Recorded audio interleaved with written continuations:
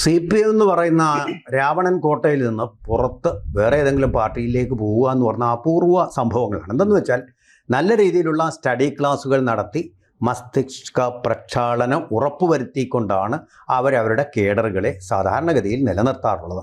എന്ന് മാത്രമല്ല, പാർട്ടിയിലെ പ്രവേശനത്തിന് പോലും വളരെ കർശനമായ നിബന്ധനകളുണ്ട്, പാർട്ടിയിലൊരു അംഗമാവണമെങ്കിൽ പോലും. എന്നിരിക്കെ തീർച്ചയായിട്ടും നമ്മൾ ഒട്ടും പ്രതീക്ഷിക്കാതെ CPM വിട്ട് BJPയിലേക്ക് ചേക്കേറിയവരുണ്ട്. തീർച്ചയായിട്ടും ദേശീയ തലത്തിലുണ്ട്. പക്ഷേ കേരളത്തിലും നമുക്ക് ഞെട്ടലുകൾ ഉണ്ടാക്കിക്കൊണ്ട് CPM വിട്ട് നേരെ വിപരീത ധ്രുവമായിട്ടുള്ള ഒരു കക്ഷിയായിട്ടുള്ള വലതുപക്ഷ കക്ഷിയായിട്ടുള്ള BJPയിലേക്ക് പോയവരുണ്ട്.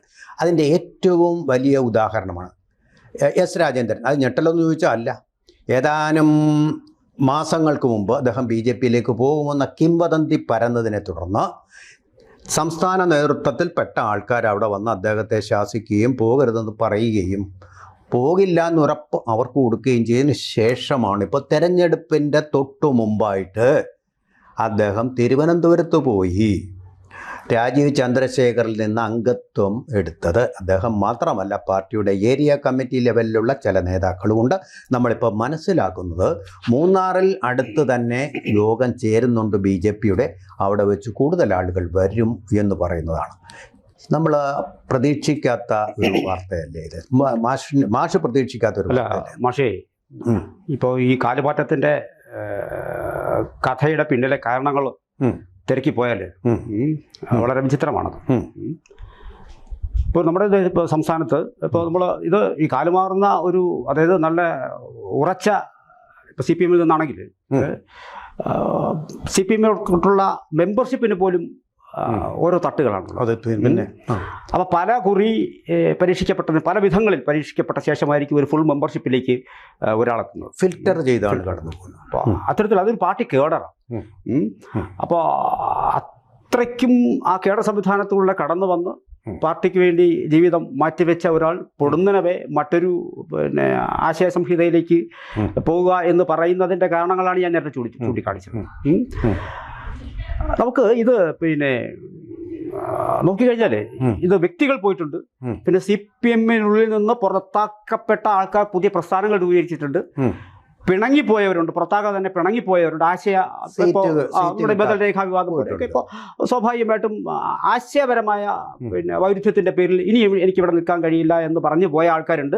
അപ്പോൾ ഇങ്ങനെ പല വിധങ്ങളിലാണ് CPMൽ നിന്ന് ആൾക്കാർ കൊഴിഞ്ഞു പോയത്. ഇപ്പോൾ CPMൽ നിന്ന് കൊഴിഞ്ഞു പോയി നേരെ BJPയിലേക്ക് എന്നുള്ളതാണ് മാഷ് ഇപ്പോൾ സ്ട്രെസ് ചെയ്തത്. അപ്പോൾ ഇതിനകത്ത് ആദ്യകാലം മുതൽക്ക് എപ്പോഴും നമുക്ക് പറഞ്ഞല്ലോ, ഒരു പരമ്പരയായിട്ടുള്ള ആൾക്കാരുണ്ട് ഓരോ ഘട്ടത്തിലും. എനിക്കിപ്പോൾ ഓർമ്മയുണ്ട്, നെയ്യാറ്റിൻകര ഉപതെരഞ്ഞെടുപ്പിനുള്ള സാഹചര്യം ഒരുങ്ങിയത് R. സെൽവരാജ്. അദ്ദേഹത്തിൻ്റെ ഏറെക്കാലത്തിന് ശേഷമാണ് ഒരാൾ ഇത്തരത്തിൽ ഒരു MLA ഒക്കെ ആയിരുന്ന ആൾക്കാർ, താഴേക്കിടയിൽ ഒരുപാട് പേര് അങ്ങോട്ടും ഇങ്ങോട്ടൊക്കെ പോകുന്നുണ്ട്, അതവിടെ നിൽക്കട്ടെ, കുറച്ച് ഖ്യാതി ലഭിച്ച ശേഷം ആ പ്രസ്ഥാനം വിട്ട് പോവുക എന്ന് പറയുന്നതിൽ ഒരിടക്കാലത്തിന് ശേഷമാണ് സെൽവരാജിൻ്റെ കാര്യം വരുന്നത്. അപ്പോൾ ഇതെങ്ങനെ, ഇതിൻ്റെ ഒരു പൊളിറ്റിക്കൽ ഇമ്പാക്ട്സ് കൂടി നമ്മൾ നോക്കേണ്ടി വരും. ഒരാൾ പോയി കഴിയുമ്പോൾ ഉണ്ടാകുന്ന, അല്ലെങ്കിൽ ഒരാൾ പാർട്ടിയിൽ നിന്ന് മറ്റ് ചിലരെ കൂടി ഉൾപ്പെടുത്തിക്കൊണ്ട് പുറത്തേക്ക് പോകുമ്പോഴുണ്ടാകുന്ന കേരള രാഷ്ട്രീയത്തിലെ പൊളിറ്റിക്കലായിട്ടുള്ള ഇമ്പാക്ട്സ് എന്തൊക്കെ വരും എന്നുള്ളത് കൂടി നമ്മൾ നോക്കേണ്ടി വരും ഇതിനകത്ത്. അപ്പോൾ അങ്ങനെയെങ്കിൽ അതിൻ്റെ തുടക്കകാലങ്ങളിൽ എനിക്ക് ഓർമ്മയിലുള്ളത്, നമ്മൾ പറഞ്ഞിട്ട് സെൽവരാജൻ്റെ നിൽക്കട്ടെ, നമ്മൾ കണ്ടു അതിൻ്റെ ഒരു ഇമ്പാക്റ്റ് CPMനെ ബാധിച്ചിട്ടുണ്ട്. നമ്മളിപ്പോൾ അടുത്ത് കാണുന്നത് S. രാജേന്ദ്രൻ പാർട്ടിക്ക് അനഭിമതനായിട്ടിരിക്കുന്ന ആളായിരുന്നു, അപ്രിയനായിരിക്കുന്ന ആളായിരുന്നു. അദ്ദേഹം ഇപ്പോൾ പോയി മെമ്പർഷിപ്പ് സ്വീകരിച്ചിരിക്കുന്നു. ഞാൻ BJPയിൽ ഇല്ല എന്ന് നമ്മളോട് ഇടയ്ക്ക് പറഞ്ഞ ആളാണ്. അദ്ദേഹം പോലും, ഞാൻ പറയുന്ന അദ്ദേഹം പോലും, തൊഴിലാളികൾക്കിടയിൽ പ്രവർത്തിക്കുന്ന അദ്ദേഹം പോലും, MLA ആയിരുന്ന അദ്ദേഹം പോലും പോകാൻ തയ്യാറായപ്പോൾ. അല്ല പക്ഷേ അതിനകത്ത് കഴിഞ്ഞ വർഷങ്ങളിൽ തന്നെ, കഴിഞ്ഞ എത്രയോ ഇതിപ്പോൾ ഇന്നും ഇന്നലെ സംഭവിച്ച കാര്യങ്ങളൊന്നുമല്ല. പ്രകാശ് ജാവ്ദേക്കർ ഇദ്ദേഹം ഡൽഹിയിൽ പോയി കണ്ട കാര്യം, അതേക്കുറിച്ച് ഞാൻ ആ കാലഘട്ടത്തിൽ ഞാൻ എഴുതിയിരുന്നു ആ ഒരു വാർത്തയെക്കുറിച്ചിട്ട്. എല്ലാവരും നിരാകരിക്കുകയാണ്. അതെ. അവിടെ പോയി കണ്ടിട്ട് ഇപ്പോൾ ഒരു വടക്കേ ഇന്ത്യൻ തന്ത്രമുണ്ട് ഇതിനകത്ത്. ഇപ്പോൾ കോൺഗ്രസിനകത്തൊക്കെ പിന്നെ BJP-യുടെ തന്നെ ചില ആൾക്കാരെ ബോധപൂർവം കോൺഗ്രസിനുള്ളിൽ തന്നെ നിൽക്കാൻ അനുവദിച്ചുകൊണ്ട് ഓൾറെഡി അവർ നമുക്കത് തെളിവൊക്കെ നിരത്താൻ പറയാൻ നമ്മുടെ തെളിവില്ല. പക്ഷെ എങ്കിൽ പോലും ഒരു തന്ത്രമാണ്, അത് രാഷ്ട്രീയ തന്ത്രമാണ്. ഇപ്പം ഞാൻ കോൺഗ്രസിനകത്ത് നിൽക്കുകയാണ്, പിന്നെ CPM-ലേക്ക് എന്നെ അവർ ആകർഷിക്കുന്നു, അല്ലെങ്കിൽ BJP-യിലേക്ക് ആകർഷിക്കുന്നു. അത് ചില ഇപ്പോൾ ഒരു ആധുനിക പ്രവണതയാണെന്നാണ് നമ്മൾ പറഞ്ഞു കേൾക്കുന്നത്. അപ്പോൾ അതൊരു വടക്കേ ഇന്ത്യൻ തന്ത്രമാണ്. അപ്പോൾ എന്നോട് അവിടെ തന്നെ നിൽക്കാൻ ആവശ്യപ്പെടുകയാണ്. നിങ്ങൾ അവിടെ തന്നെ നിന്നോളൂ, പക്ഷേ നമ്മുടെ ആളെ നിന്നോളൂ എന്നാണ് പറയുന്നത്. ഞാൻ കമ്മിറ്റിയിലൊക്കെ പങ്കെടുക്കുന്നു, വിവരങ്ങളൊക്കെ ചോർത്തി കൊടുക്കുന്നു, കാര്യങ്ങളെല്ലാം കഴിഞ്ഞു പോകുന്നു. ഒരു അത്യാവശ്യം ഘട്ടം വരുമ്പോൾ ഇത് പിടിക്കപ്പെടുമ്പോഴോ അല്ലെങ്കിൽ നാളൊരു ഘട്ടത്തിൽ വലിയ വൈരുദ്ധ്യങ്ങളിലേക്ക് കടന്നു ചെല്ലുമ്പോഴോ എന്നെ മറ്റവരെ അബ്സോർവ് ചെയ്തോളൂ. അപ്പോൾ എന്റെ സംശയം എന്ന് പറയുന്നത് ഈ രാജേന്ദ്രൻ എന്ന് പറയുന്നത് ജാവ്ദേക്കർ കണ്ടത് വെറുതെ ഒന്നുമല്ലല്ലോ. ജാവ്ദേക്കർ ഇപ്പോൾ ഒരാളെ പോയി ഡൽഹിയിൽ പോയി കാണുക എന്ന് പറയുന്നതിനകത്ത് എനിക്കൊരു കണ്ടസ്റ്റ് ചെയ്യാനുണ്ട്. അത് അങ്ങനെയാണെങ്കിൽ EP ജയരാജനെയും ജാവേദ്കർ കണ്ടിട്ടുണ്ട് ഇല്ലെന്ന് പറയുന്നില്ല. സംശയത്തിന് നിഴലിലാണ്. നാളെ സംഭവിക്കില്ലെന്ന് സാറിന് പറയാൻ പറ്റുമോ? സംശയത്തിന് നിഴലിലാണ്. അപ്പോൾ ഞാൻ ചായ കുടിക്കാൻ അതിൽ പോയപ്പോൾ ചായ കുടിച്ചിട്ട് പോകാമെന്ന് പറഞ്ഞു എന്നൊക്കെ അതൊക്കെ നിൽക്കട്ടെ അവിടെ. അപ്പോൾ ഈ രാജേന്ദ്രൻ എന്ന് പറയുന്നത് ഏറെ നാളായിട്ട് പാർട്ടിയുടെ കണ്ണിൽ സംശയത്തിന്റെ നിഴലിൽ തന്നെയാണ്. പാർട്ടിക്ക് ഇത് അറിഞ്ഞുകൂടാകുന്നില്ല, പാർട്ടിക്ക് ഇത് അറിയാൻ പറ്റും. ഇതാണ് ഇദ്ദേഹം പിന്നെ ഏതാണ്ട് അടുത്ത് വരുന്നു, അല്ലെങ്കിൽ ഞങ്ങളിൽ നിന്ന് വിട്ടുപോകുന്നു എന്ന് തോന്നലുണ്ടാവാം. അങ്ങനെയാണ് വാസ്തവത്തിൽ ഈ വടക്കേ ഇന്ത്യൻ തന്ത്രം മുമ്പ് പറഞ്ഞ ആ വടക്കേ ഇന്ത്യൻ തന്ത്രം ശരിയാണോ എങ്കിൽ ആ ശരിയുടെ പിന്നെ തന്ത്രത്തിന്റെ ഒരു ഭാഗമായിരിക്കണം രാജേന്ദ്രനും. സമയം വന്നപ്പോൾ രാജേന്ദ്രൻ 26 ഇലക്ഷൻ വരുന്നു, ആ ഇലക്ഷൻ വരുമ്പോൾ രാജേന്ദ്രൻ വ്യക്തമാണ്. ഇന്ന് വേറൊരു ഞെട്ടിക്കുന്ന സംഭവം കേരളത്തിൽ ഉണ്ടായിട്ടുണ്ട്. അത് വളരെ വർഷങ്ങൾക്ക് മുമ്പാണ്. K. വിശ്വനാഥ മേനോൻ ധനകാര്യമന്ത്രിയായിരുന്നു. അദ്ദേഹം എറണാകുളം ലോക്സഭാ മണ്ഡലത്തിൽ, നമ്മളിരിക്കുന്ന എറണാകുളം ലോക്സഭാ മണ്ഡലത്തിൽ അദ്ദേഹം CPM വിട്ടിട്ട് NDA സ്ഥാനാർത്ഥിയായിട്ട് മത്സരിച്ചു. അവിടെ NDAയിൽ പക്ഷെ അത് ഞെട്ടിപ്പിക്കുന്ന ഒരു സംഭവമായിരുന്നില്ലേ? പക്ഷേ പിന്നെ അതിനു മുമ്പ് അതേ കാലയളവിലോ പറ്റുമോ നമ്മുടെ TJ ആഞ്ചലോസ് തൊട്ടപ്പുറത്ത് ആലപ്പുഴയിൽ CPI. അപ്പോൾ ഇങ്ങനെ പറഞ്ഞു വന്നാൽ പലരുണ്ട്. ചുരുക്കം പറഞ്ഞാൽ ഇത് പിന്നെ ആദ്യകാലം മുതൽക്ക് ഇതിനകത്ത് CPM-ൽ നിന്ന് പിന്നെ CPI-യിലേക്കുള്ള മാറ്റം. അതെ, അത് CPI-യിലേക്കുള്ള മാറ്റം. പ്രത്യയശാസ്ത്രം ഏറെക്കുറെ ഒന്ന് തന്നെയാണ്, എങ്കിലും പ്ലാൻ മാത്രമേ വ്യത്യാസം. പിന്നെ പറഞ്ഞത് ഇത്തരത്തിലുള്ള വ്യക്തിത്വങ്ങൾ നമ്മുടെ നാട്ടിൽ ഏറി വരുന്നു എന്നുള്ളതാണ് അത്ഭുതാവഹം എന്ന് പറയുന്നത്. ഇപ്പോ പിന്നെ മാഷി പറഞ്ഞത് 1-2 വ്യക്തികളല്ല ഇതിനകത്ത്. പിന്നെ ഈ മനം മാറ്റം, കാലുമാറ്റം എന്നൊക്കെ പറയുന്നത് നമുക്ക് നിസ്സാരവൽക്കരിക്കാമെങ്കിൽ കൂടിയും ഈ നേതാക്കളുണ്ട് ഇല്ലെന്ന് പറയുന്നത്. പക്ഷേ ഒരു കാര്യം കൂടി സൂചിപ്പിച്ചോട്ടെ, ഈ ജനം, ഞാനും സാറും അടങ്ങുന്ന വോട്ടേഴ്സ് ഇതേപോലെ കാലുമാറുന്നതിന്റെ ഫലമാണ് മനമാറ്റം. അല്ലെങ്കിൽ അത് കാലുമാറ്റം ഇരിക്കട്ടെ, മുന്നണികൾ മാറി വരുന്നത് ആണല്ലോ ജനാധിപത്യം. അപ്പൊ ഞാനൊരു കാര്യം, നമ്മുടെ ഏറ്റവും വലിയ ശ്രദ്ധേയമായിട്ടുള്ളൊരു മാറ്റം എന്ന് പറയുന്നത് AP അബ്ദുള്ളക്കുട്ടി. SFIയുടെ അഖിലേന്ത്യാ തലത്തിലുള്ള നേതാവായിരുന്നു ശോഭിച്ച അവരുടെ ഒരു വലിയ നേതാവ് പെട്ടെന്ന് യാതൊരുവിധ പ്രകോപനവും ഇല്ലാതാണ് BJP-യിലേക്ക് ചേർന്നത്. അബ്ദുള്ളക്കുട്ടി പിന്നെ കേരളത്തിലെ പ്രധാനപ്പെട്ട പാർട്ടികളെല്ലാം തന്നെ ഒരു 3 പാർട്ടികളിലും അദ്ദേഹം പിന്നെ പ്രവർത്തിച്ചിട്ടുണ്ട്. അപ്പോൾ അത് വാസ്തവത്തിൽ അത് ഒരു അബ്ദുള്ളക്കുട്ടി പോയത് കൊണ്ട് ഇപ്പോൾ കഴിഞ്ഞ ദിവസങ്ങളിലൊക്കെ പറഞ്ഞതുപോലെ പിന്നെ രാജേന്ദ്രൻ പൊക്കോട്ടെ എന്ന് MM മണി പറഞ്ഞു. പാർട്ടിക്ക് ഒരു ചുക്ക് സംഭവിക്കില്ല, ഒരു ചുക്ക് സംഭവിക്കാണ്ടെന്ന്. ഏറെക്കുറെ അങ്ങനെ പറയാൻ കഴിയുള്ളൂ. പക്ഷെ എങ്കിലും അത് അങ്ങനെ പോയത് കൊണ്ട് പാർട്ടി ശോഷിച്ചിട്ടില്ല എന്നുള്ള സത്യം കൂടി നമ്മൾ കാണണം.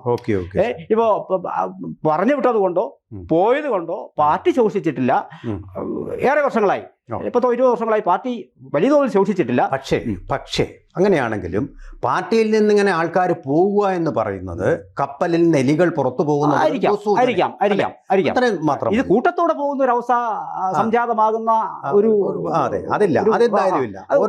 പക്ഷേ ഈ പാർട്ടിക്ക് ഈ വരുന്ന ഈ ഒരു ഇലക്ഷനിൽ തോൽക്കുകയും സ്വാഭാവികമായിട്ട് ബംഗാളൊക്കെ കൂട്ടത്തോടെ പോകും നമ്മൾ കണ്ടതല്ലേ. അത് നടക്കില്ല നമുക്ക് പറയാൻ കഴിയില്ല. ബംഗാൾ ത്രിപുരയൊക്കെ ഈ കാഴ്ച കണ്ടാണ്. ഇത് നാളെ കേരളത്തിലും അരങ്ങേറിയേക്കാം. കല്ലിളക്കങ്ങളായിരിക്കാം ഇത് തീർച്ചയായിട്ടും.